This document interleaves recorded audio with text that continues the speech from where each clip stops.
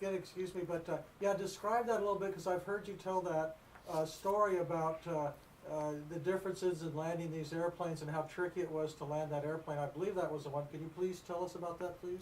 Yeah, the primary problem was landing the B-47. There was B-52 was a jewel to fly. Very easy, very simple, and all you had to do was fly it like the book tells you to. The B-47 was a much smaller airplane. Using this one just as an example, the B-47 would fit from here to here, and only had 6 engines instead of 8. But the similarity as far as the wing, the developmental version of the engine, the empennage, which is the tail of the airplane, they were all the same. And you felt, when you immediately got into the B-52, you really felt at home. You felt like, hey, man, this is just a big 47. But the problem was the gear. They're not on here. I grabbed this one in a hurry because the big one, the good one, was not available. But the gear on the 47 would be, let's say, from here to here, bicycle type gear. Totally different from anything else that was flying. And but they said, hey, we can get more fuel on board this cookie if we can make this thing into a bicycle gear from here to here. But it was what we called, truckers understand this. Truckers and drivers of big airplanes understand what we call, oh boy, I have to stop and think. They were too close together. So when you're landing the B-47, if you didn't land the aft gear first, the one back here first, and then let the big main gear in the front settle down on the runway, you weren't going to get a good landing out of it. The B-52 was not a contest. All you had to do was to establish the correct airspeed on final approach, and the airplane would land itself. You could not get it to porpoise like the B-47 did. The 47 was what we call short coupled. Here's a gear here and a gear here, too short to be able to land it safely every time, perfectly. You just couldn't do it. Once in a while, you're going to get a little bounce.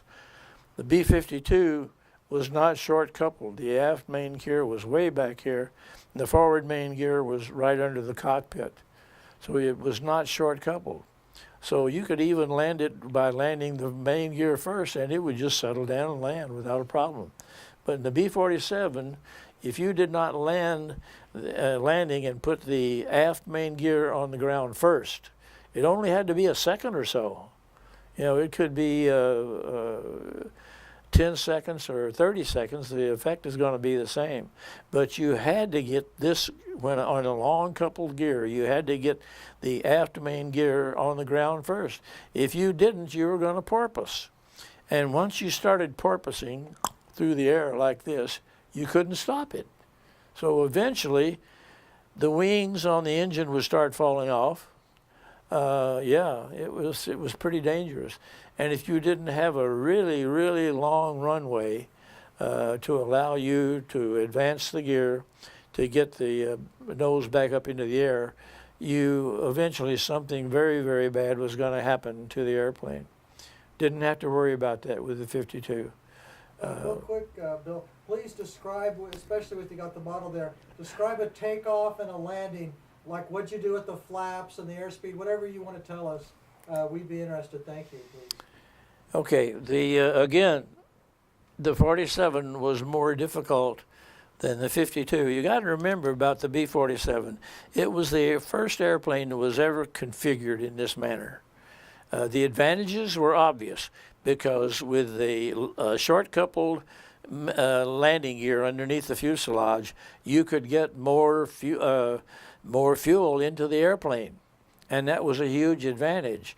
But if you didn't know how to land it and land it perfectly to keep it from porpoising, you were in big trouble. 52 was not that way. They realized the problem. And so when they redesigned the 47 and made it bigger and wider and longer, they understood what was going to happen if they didn't do a better job of designing where the location of the landing gear was. And so that was not a problem. If you walked out on, I wish I had a 47 with me. If you walked out of a building and just walked out to the flight line, you look out there and see a B-47, you see it sitting there on its landing gear with the nose up in the air. Every other airplane always had a level fuselage, you know, because that's the way it should have been, and it's the way it looked like, and that's the way airplanes had been designed for years and years. But they knew, because of the short coupling of the gear, that they had to get that airplane, the nose up in the airplane. So they designed it by the location and the length of the landing gear themselves. They aligned it with an 8-degree nose-up attitude, which meant all you had to do was get in and crank up the engine and start the airplanes down the runway. And as soon as it got to the computed weight that was in the owner's manual, so to speak, as soon as you got to that speed, that airplane would take off by itself. Normal airplanes of that size, like airliners, you may have noticed, I would hope you did, when you have to compute a speed by which you rotate the airplane, and you can just visualize the pilot sitting up there with this was not on the autopilot, they're sitting up there in the airplane, and when they hit that rotation speed, this is what points the nose into the air. On the 47, you couldn't do that because of the short coupling. There's no such thing as a rotation. So what you did was you built the airplane with this 8-degree nose up so that when it got to the proper speed, it just took off. There was no rotation. And that was radically different from anything we'd ever flown before. The B-25, the B-29, the B-50, the C-47, anything else we had a rotation speed which physically lifted the nose into the air so it would take off. Yeah. Oh, God, not again. So, oh, we'll put that back. Oh. Thanks, Bill. There, okay. Okay, you're doing a great job, Bill, and again, thank you. And about how much more time we got? It's, just so you know, it's 4:20.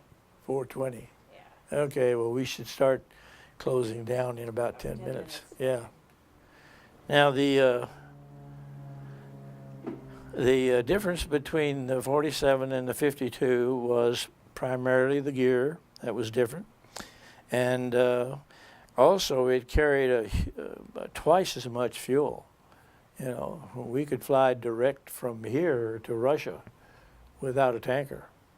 We didn't do that because we wanted the bomber to have enough fuel to get home if they could, or to a post-strike base. We had post-strike bases, for example, for every base that had a different kind of airplane, it would have a different kind of post-strike base. But at Beale, we had plenty of fuel on the airplane besides what we got in the air to get us to Russia, and then we could go to Morocco or India or China, Egypt, and a lot. It would be safe for us to land. Of course, we'd never see the airplane again. Those people all would love to have a B-47 or a B-52, but we did have those post-strike bases so that we could safely get the crew on the ground. Because so at that point in time, that was all we cared about. Tell us some of the places that you were assigned to, if you can, if it's not a secret. We'd like to hear where you flew.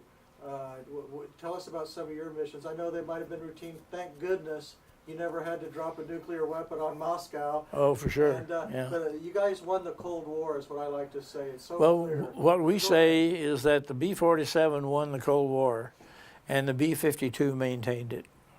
And that's really true.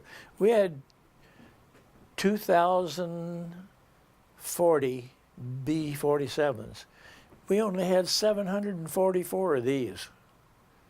And today we only have 70 of them. The H models that are still flying, the rest of them are all chopped up on the ground down in Arizona so that the Russians can count them. That's true.